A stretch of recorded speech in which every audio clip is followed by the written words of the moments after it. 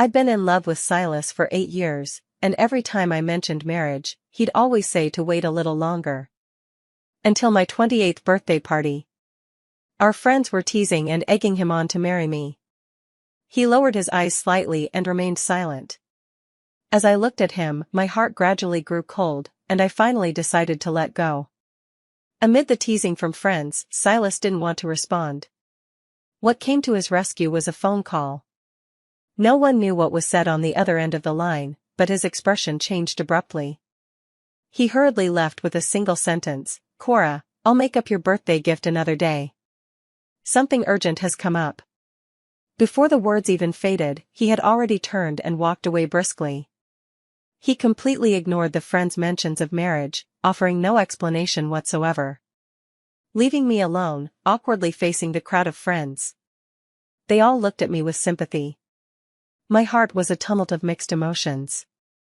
To ease the awkwardness, I forced a faint smile and covered for him, "Maybe something urgent really came up at work." These words were meant for our friends as much as they were to console my own gradually cooling heart, sparing myself from further embarrassment. A while later, Silas sent me a message.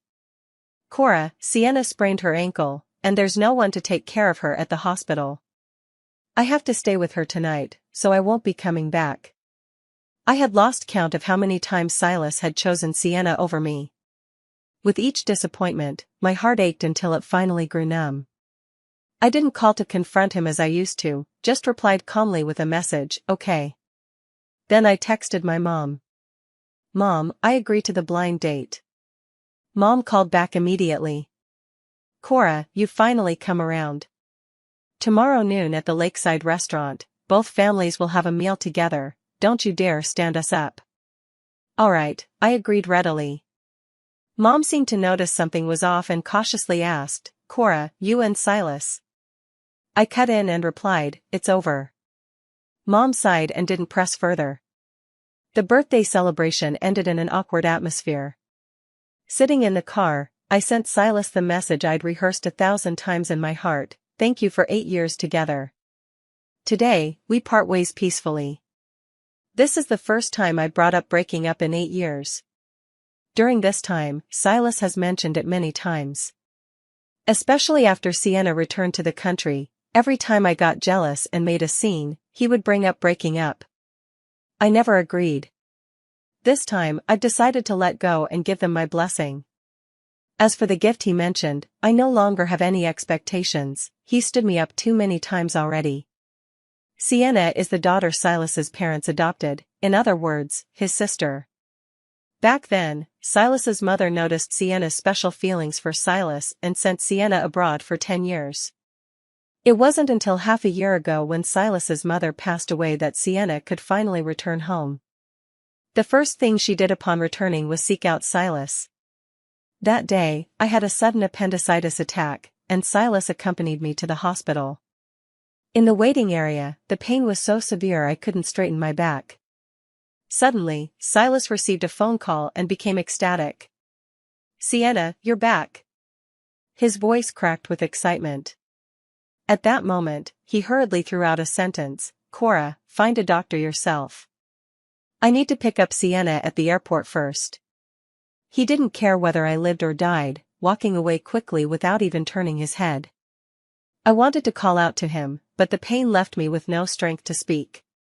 In the end, my consciousness blurred from the pain, and it was only because a kind stranger nearby called for a nurse that I was wheeled into the hospital room. Later, I confronted him about it.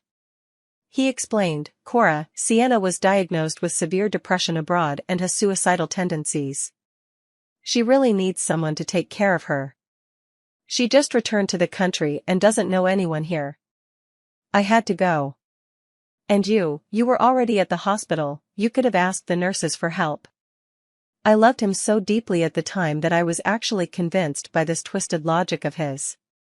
I truly believed he and Sienna would stop at a certain point, that there would be no further developments, and that he would eventually return to me.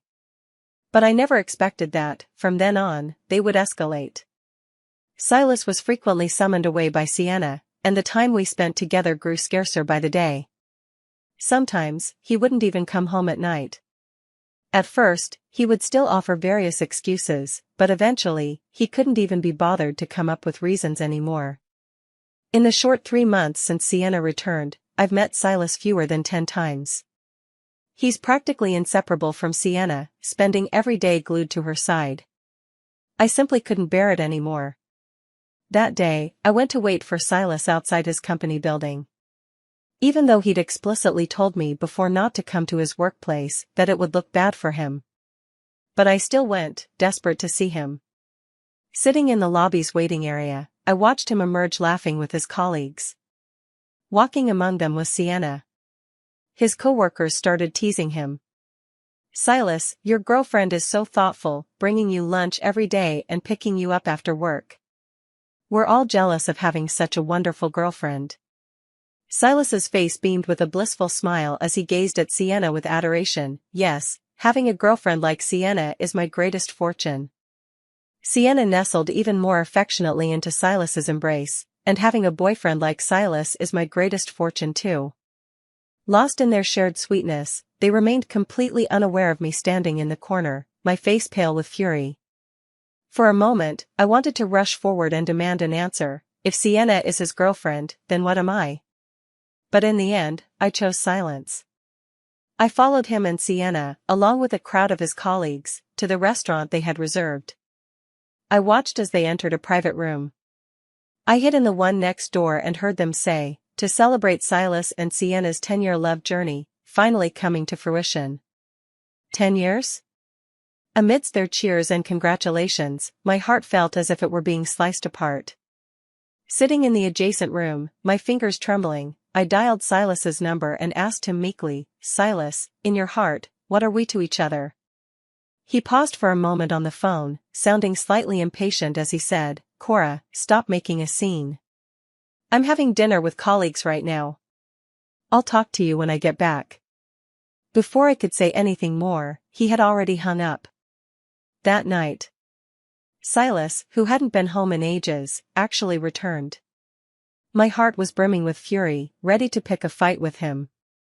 Yet, with just one sentence from him, it felt like a spring breeze melting away frost, instantly dousing the flames of anger in my heart. He said, "Cora, I know you've had your eye on this necklace for a long time. It's for you." He took out the necklace I had long admired and personally fastened it around my neck. In that moment, I felt the warmth of his fingertips and the care that lay buried deep in his heart.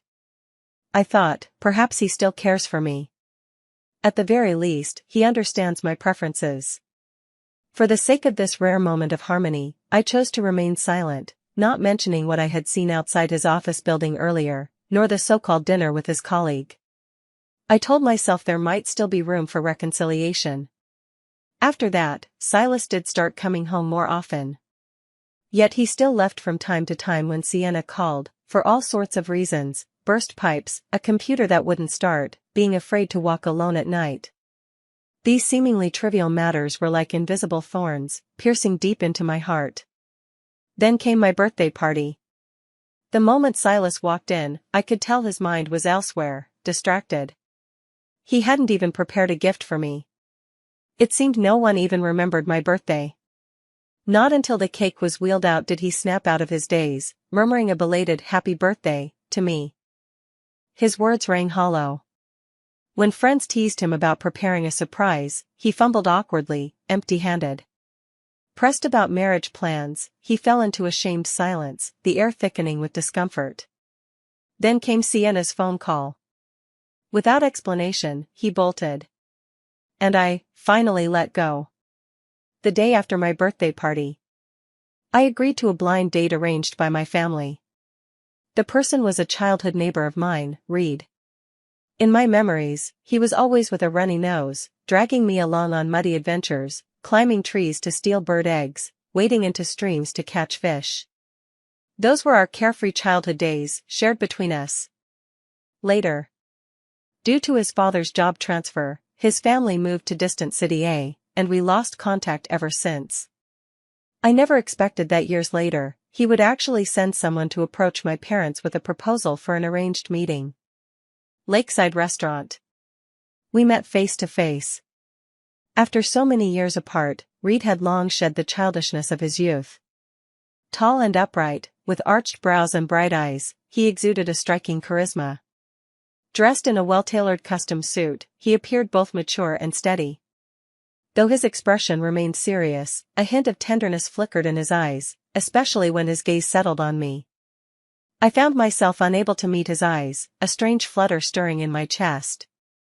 Through our conversation, I learned that he had followed in his father's footsteps and joined the military as a young man. Years of military life not only tempered his willpower but also bestowed upon him an indescribable demeanor. After leaving the army, he entered government service and currently works at a confidential unit. The matchmaking meeting went smoothly, with both sides and their parents chatting harmoniously. We shared stories from our past, exchanged experiences of our personal growth, and talked about our hopes and plans for the future. In this pleasant atmosphere, we set the date for our engagement, just 1 month later. That night, I went back to Silas's place to move my things. Surprisingly, Silas and Sienna were also there. Sienna was sitting on the sofa eating snacks while Silas was in the kitchen cooking for her. Back when we were together, Silas never cooked. He believed cooking was a woman's job. But later, I saw pictures on Sienna's side account of Silas cooking stir-fry for her. Only then did I realize that Silas could actually cook. The caption on that post from Sienna read, "Hubby won't let me cook, says girls will start smelling bad if they inhale too much grease smoke." I found it utterly ridiculous that he couldn't bear to let his Sienna cook, yet had no problem with me doing it. The so-called stinking smell was clearly a veiled jab at me. All these years, I've treated Silas like a prince, yet he's been secretly looking down on me. But don't forget, I was also the cherished treasure of my parents. Seeing me return, Sienna greeted enthusiastically, "Cora, you're here? Silas is making my favorite salt-baked shrimp. You should try some later. Silas is such a great cook, I've loved his food since childhood." Her words dripped with smugness and boastfulness. Hearing the commotion, Silas emerged from the kitchen where he'd been busy cooking. When he saw me, his gaze momentarily faltered, and he forced a smile. "Cora, you're back. I thought I wouldn't come back, didn't you?" I finished his sentence for him. He hesitated, saying nothing. Seeing him in an apron, looking so awkward, I actually found it somewhat comical. The man I once idolized turned out to be just an ordinary man after all. At this moment, I truly felt how utterly ordinary he was. I thought he would explain why he left during my birthday party, or ask me why I mentioned breaking up. But he said nothing about it. Instead, he was worried that I might have a problem with Sienna and started defending her. "Cora, Sienna injured her leg, so I brought her home to take care of her. When I'm not around, you should help look after her too. And also, the bed in the master bedroom is softer. Let her sleep there. You can take the guest room." Suppressing my sarcasm, I asked, "Then where will you sleep?" I don't know if it's because Sienna moved into our home, but Silas seems to be deliberately keeping his distance from me. He's even unwilling to share the same bed anymore. He said, "I'll sleep on the couch." I remained silent for a long moment before asking, "Didn't you see the text I sent you?" Before Silas could respond, Sienna slowly rose from the sofa and said, "Cora, please stop fighting with Silas, okay?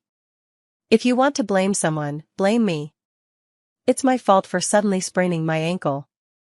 I have no other family here except Silas, so I had no choice but to ask him to come to the hospital." As she said this, Sienna's eyes turned red, her voice filled with sorrow and grievance. Seeing this, Silas immediately walked over, gently wrapping an arm around Sienna's shoulders and soothing her softly, "Sienna, you've sprained your ankle and need someone to take care of you. I believe." He looked at me, his eyes clearly carrying a hint of warning, "I believe Cora will understand." Sienna looked at me again, a hint of triumph in her eyes. "Cora, once my leg injury heals, I'll leave. Don't threaten Silas into breaking up anymore. He hates being threatened the most. If he actually ends it in a fit of anger, you'll just blame me again." Seeing Sienna's fragile tears, Silas glared at me angrily, his tone severe. Cora, say something. Are you blaming Sienna? You're being so unreasonable. Sienna hurt her leg, it's only right that I take care of her. I don't know why you have to be so jealous all the time. Impatience was written all over his face as he continued to scold me. Alright, stop sulking already. If you have nothing else to do, go rest in the guest room. All your things are already packed and moved there. He clearly didn't want to see me anymore. I no longer had the energy to argue with him. In the 6 months since Sienna returned, we'd already fought too much.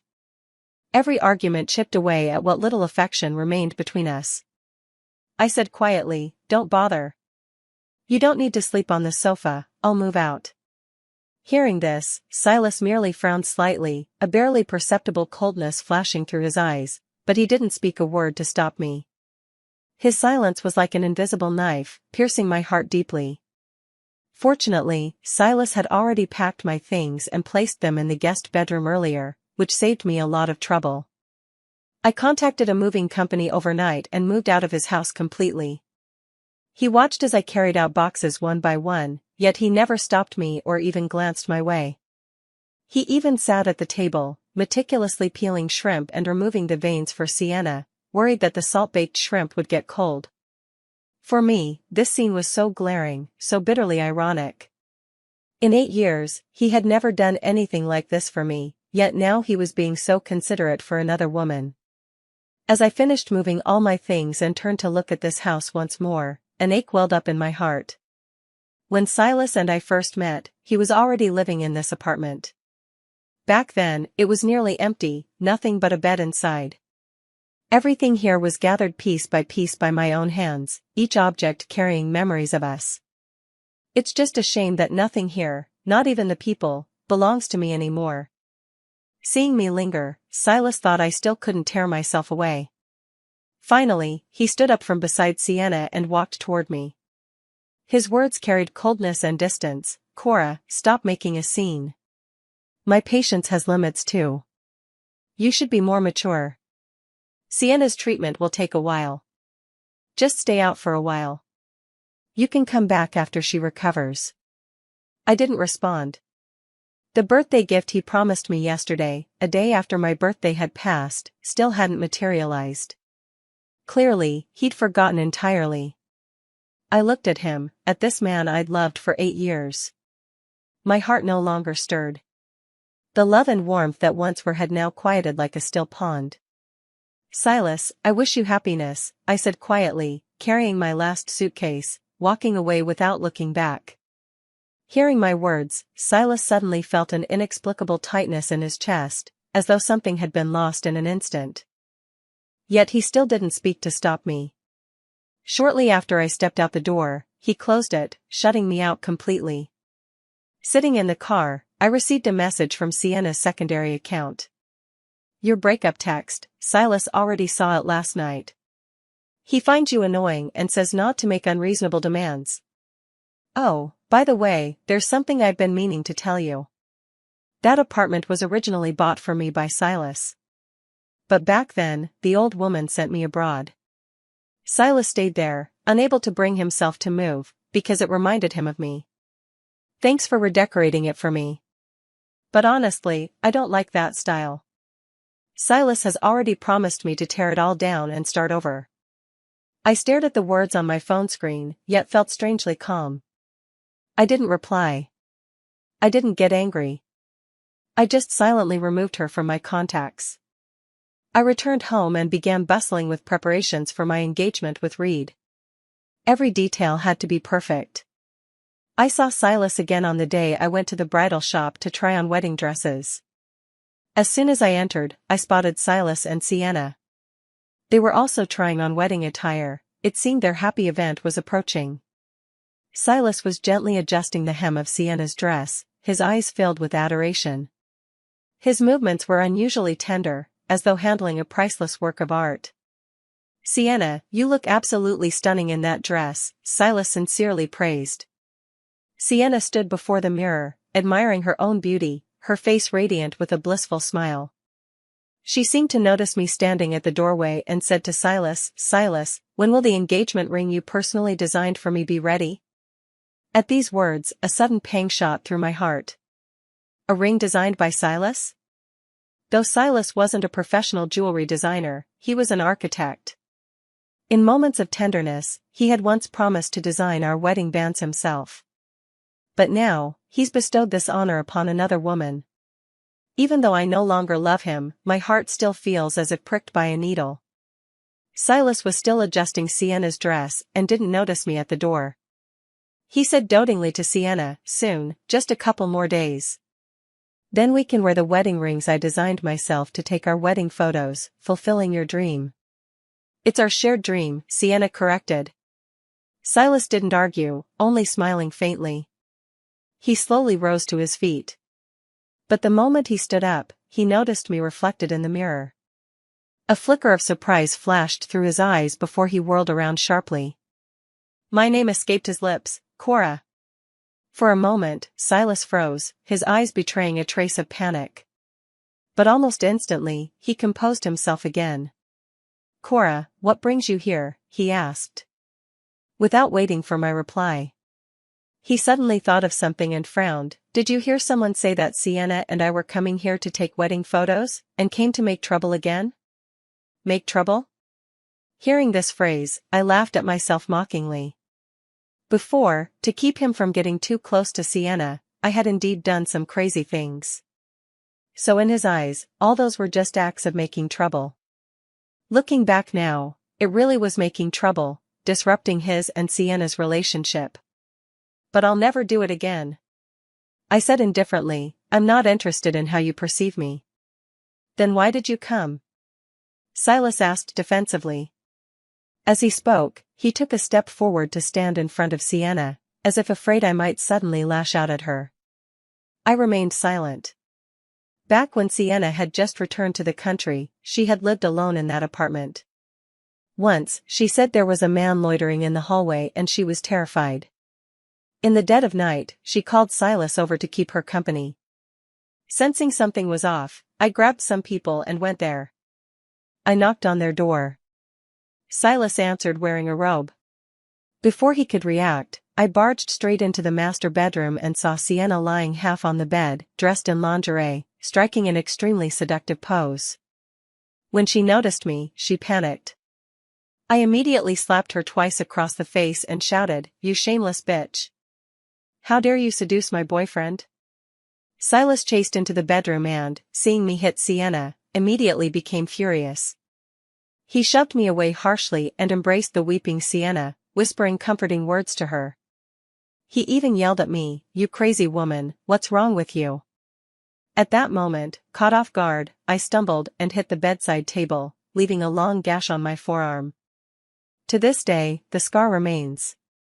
As I gathered my thoughts and was about to speak, Sienna beat me to it, gently advising, "Cora, don't make everyone lose face any further."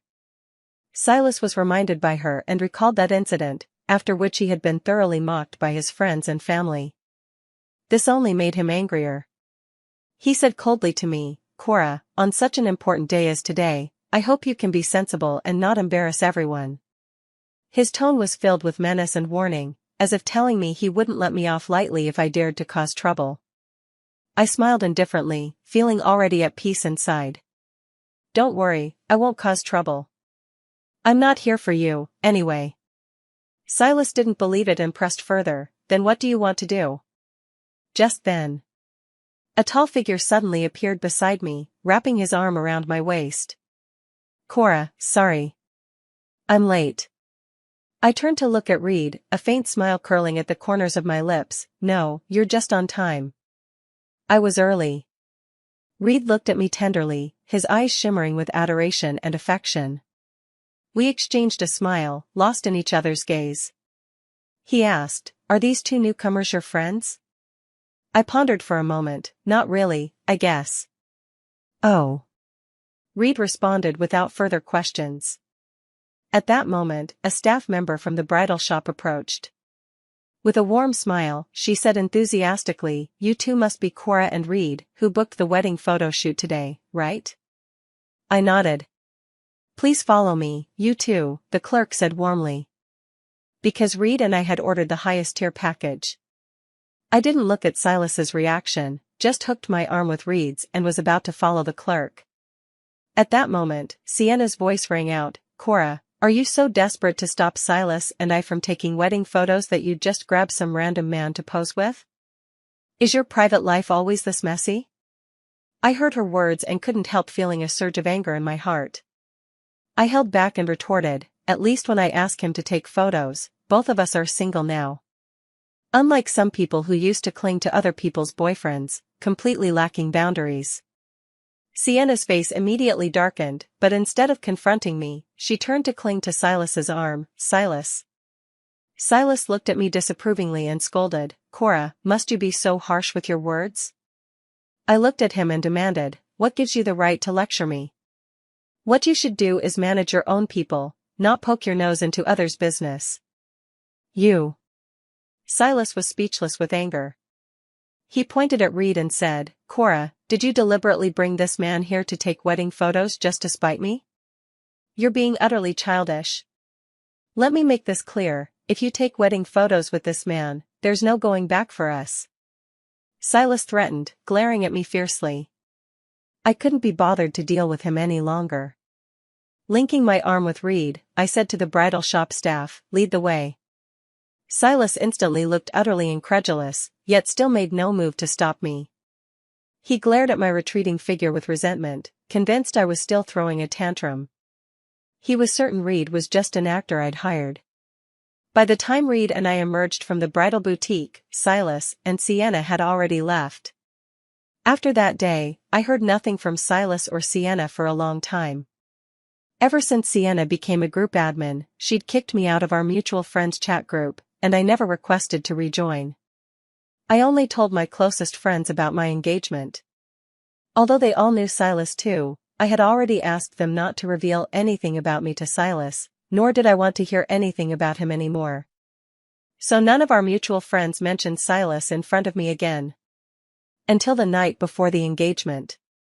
Silas suddenly sent me a message, Cora, if you admit you're wrong and apologize, I'll let you move back in. I didn't reply to him, silently cursing myself for forgetting to block him. Without hesitation, I added him to the blacklist. The next day. The engagement party was held as scheduled at the lakeside restaurant. Reed and I walked in hand, while relatives and friends below the stage took photos, capturing this beautiful moment for us. Just as Reed and I were exchanging engagement rings, someone suddenly burst recklessly into the venue. It was Silas. Silas stood at the entrance, looking at me from afar over the guests. His face was full of shock and bewilderment. He asked, Cora, are you really going to get engaged to him? I found Silas' question somewhat amusing. Wasn't it obvious enough? I simply replied, yes. He frowned at me, his voice trembling as he asked, then what does our 8-year relationship mean? I didn't want to elaborate further and just said, you should ask yourself that. Silas froze instantly, at a loss for words. I couldn't be bothered to respond and instead turned to my fiancé Reed, personally sliding the engagement ring onto his finger. At that moment, Silas suddenly shouted, Cora, don't. He tried to step forward to stop it. One of my best friends blocked him. Silas, what are you doing? When you were all lovey-dovey with Sienna before, did you ever think about Cora? What's with this sudden act of devotion now? Another best friend stood up too. Silas, if you have any shame left, stop pestering her. Silas looked at me with hurt in his eyes. Cora, the thing with Sienna isn't what you think, I can explain. Please don't get engaged to him, okay? I didn't give him a chance to explain and simply said coldly, Silas, stop making a scene. The more you act like this, the more I'll despise you. A glimmer of pain flashed in Silas' eyes. He must have remembered, this was something he had often said to me in the past. Now, I was simply returning those very words to him. I handed in my resignation at the company, planning to move to City A with Reed to prepare for the wedding. After completing the procedures and coming downstairs, I unexpectedly ran into Silas outside the building. It had been a long time since we last met, and he looked much more haggard, with a touch of exhaustion and helplessness in his eyes. When he saw me, he quickly walked up and called out softly, "Cora." He instinctively reached out a hand, as if wanting to grasp my fingertips and relive the warmth we once shared. I dodged it. For the past 6 months since Sienna returned, Silas had always avoided me whenever possible, steering clear of any contact. Suddenly being this close, I actually felt a bit uncomfortable. He seemed hurt. "Cora, you." I smiled. "Silas, where's your Sienna? Didn't she come with you?" He lowered his head slightly. "Cora, Sienna, I know you're upset that I've been too close to her, but I really just see her as a sister. I have absolutely no improper thoughts about her anymore." I retorted mockingly. "Anymore? So there were some before?" He hastily explained, "Those were all reckless things from my youth. Now, there's only you in my heart." I asked with a smile, "Would you dare say that to her face?" Silas hesitated. "Cora, you know Sienna has depression, I don't want to trigger her. As for that wedding photo shoot last time, it wasn't because I actually wanted to marry her. She said she wanted to experience how it felt to be a bride, and I just didn't want to disappoint her." I ruthlessly exposed his lie. If she wants to be a bride, her future husband can fulfill that wish. Since when was it your responsibility to worry about it? Or is it that she simply wants to be your bride? Silas avoided eye contact, at a loss for words.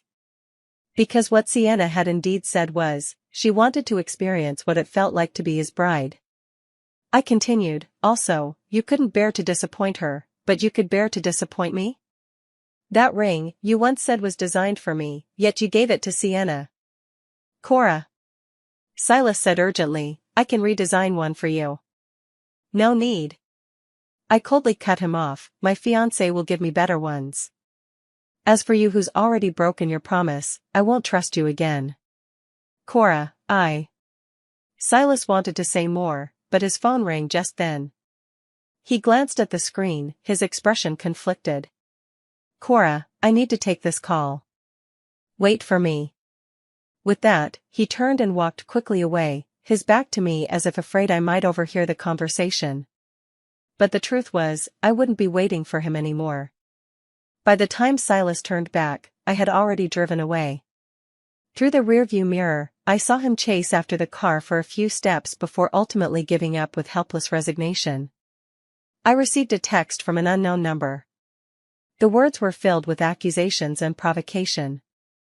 "Cora, what exactly did you say to Silas? He's been distancing himself from me these past few days. You're already engaged, you should stay away from Silas. Stop eyeing what's in someone else's pot while still holding your own bowl." I hadn't planned to respond, but her words truly ignited my anger. I already gave that man up to her, and yet she still comes to trouble me. Does she really think I'm someone to be bullied? I texted back, "Silas told me himself he only sees you as a little sister." How pathetic. Didn't you boast about your 10-year bond? If you're so capable, then keep him by your side. When I mocked her, I was also laughing at myself. What did those 8 years of my feelings even amount to? Might as well have fed them to a dog. Sienna didn't reply anymore. A few more days passed. Reed decided to return to City A. I accompanied him as we revisited some of the sites in City H. We went to the most spiritually potent church in the city, and when we reached the marriage stone, it suddenly struck me, back when Silas had just agreed to be with me, we once came here together to fasten a love lock. I walked over, intending to take it down. When I found that love lock and was just thinking about how to smash it apart. Suddenly, I noticed the bottom of the love lock. The names engraved were actually, Silas, Sienna. The words "a harmonious union lasting 100 years" were also inscribed. I froze in shock, recalling the scene at that time. Back then, I was indeed the one who picked this love lock, but when it came to engraving, it was Silas who wrote 2 names on a piece of paper and handed it to the engraver. I never once doubted that the names on that paper weren't his and mine. Later, after the engraving was done, he kept the lock tightly in his hand and fastened it himself. At that time, I still thought it was his way of showing love. Only at this moment did I realize I had been a joke for the past 8 years. Cora. Suddenly, a familiar voice came from beside me. I turned to look. It was Silas, and Sienna. He just happened to see me holding that love lock. He knew I had seen the names on it, and his face instantly turned deathly pale. He just stared at me blankly, not even knowing how to explain. I just smiled faintly. What a loving couple you two are. Silas, Sienna. I pronounced the names written above. Hearing me say those names, Silas turned even paler. Meanwhile, a clear flash of surprise passed through Sienna's eyes. She probably didn't know, 8 years ago, Silas and I came here and fastened a lover's padlock for the two of them. How ironic. She walked over, picked up that lover's padlock to verify, and indeed found her name and Silas's engraved on it. She immediately became smug. Silas, we will grow old together, won't we? Silas opened his mouth, looking eager to say something, glancing at Sienna, then at me, and finally at Reed standing beside me. He pressed his lips together before finally saying, Sienna, He hemmed and hawed for a long time but couldn't get the words out. I didn't look at him again, instead turning my gaze to Reed. Reed, I heard the love locks here are really effective. Shall we go get one together? Sure, Reed replied, his eyes showing that unique tenderness only this tough man reserved for me. As I was walking away arm in arm with Reed, Silas suddenly called out to me, Cora. I turned to look at him calmly. His lips trembled before he finally uttered just 3 words, I'm sorry. A mocking smile curled at the corners of my lips as I remained silent. For me, it had already come too late. I'd found my own happiness, while he was destined to remain just a passerby in my life. The day before Reed and I were set to leave H City, my best friend suddenly sent me a message, her tone dripping with schadenfreude. Cora, guess what? Sienna's so-called severe depression turned out to be completely fake. Silas found out, and now they're making a scene at the hospital. Attached to her message was a video clip showing Silas and Sienna in the midst of a dramatic public argument at the hospital. Silas seemed emotionally out of control, his voice laced with hysterical accusations. Sienna, why did you lie to me? Didn't you say you had severe depression? Sienna still tried to defend herself. Silas, that doctor was talking nonsense. My medical records were issued abroad, it's normal he couldn't understand them. Silas mercilessly exposed her, that doctor studied abroad. Realizing she couldn't deceive him any longer, Sienna broke into tears, playing the victim. Silas, do you know what kind of life I had overseas? I just wanted you to care for me a little more after I returned home. What's so wrong about that? Silas roared, but you still shouldn't have kept it from me. Do you know how many times I stood Cora up because of you? Now she's engaged to someone else, and I couldn't even go to her to win her back because I had to take care of you. Haven't I been good enough to you? Hearing this, Sienna instantly broke down. She shrieked, Silas. Don't you dare pin all of this on me. You stood Cora up simply because you didn't love her enough, your heart has always belonged to me. Our names are engraved together on that love lock. Face your true feelings. The love lock. Silas' face immediately darkened. Sienna, I admit, during those first 2 years after you left, I really couldn't let you go. When Cora pursued me, I just went along with it. Back then, you truly lived in my heart, but after 8 years with Cora, I had long since come to regard her as my only wife in this lifetime. If not for your sudden return, why would Cora have left me? Silas closed his eyes in anguish. Yet Sienna refused to yield. Enough, Silas. Is admitting you love me really so difficult? When you were with Cora, you'd come to me whenever I called, countless times abandoning her for me. You gave the necklace I didn't want to Cora. On her birthday, you abandoned her just because of one phone call from me. Your heart has always been full of me. When the birthday was mentioned, Silas suddenly remembered something. His eyes flickered with a faint light as he muttered to himself, that's right. I promised Cora I'd make up for her birthday gift. As he said this, he was about to rush out of the hospital. But Sienna pulled him back. Silas, Cora's birthday passed so long ago. What's the point of giving her a gift now? She's already asked her fiancé to go to City A, don't disturb her anymore. Let me go. For the first time, Silas violently shook off Sienna's grip. Sienna fell to the ground with a pained ouch. But Silas didn't even look back, leaving resolutely. The video ended right there. My best friend also sent a message, Cora, if Silas comes looking for you, don't you dare give him a kind look. I simply replied, he won't find me. Indeed, I had long since moved and changed my number. The next day, Reed and I boarded a flight to City A. After arriving, we immediately plunged into wedding preparations. Reed treated me with utmost care, not only introducing me into his social circle but also personally presenting me to his friends. During holidays, he would meticulously plan itineraries, showing me every corner of City A to help me quickly adapt to this unfamiliar city. This involuntarily made me recall my time with Silas years ago. Back then, it took me 3 years to finally get the chance to accidentally appear at one of Silas's gatherings with friends, just so I could stand before his friends and be recognized as Silas's girlfriend. Compared to him, Reed gave me a greater sense of security. I heard news of Silas again. It was still my best friend who told me. She said Silas had been searching for me like crazy. But none of our mutual friends revealed my whereabouts to him. He only knew I had come to a city, so he followed me there, yet he never managed to find me. I asked my best friend, what about Sienna? Has she stopped clinging to Silas and actually allowed him to search for me like this? My best friend said, Sienna used their child as leverage to trick Silas into coming back. But Silas isn't a fool either, he secretly got a paternity test done, and the child wasn't his. From that moment on, I no longer actively sought news about Silas, instead pouring all my energy into preparing for my wedding with Reed.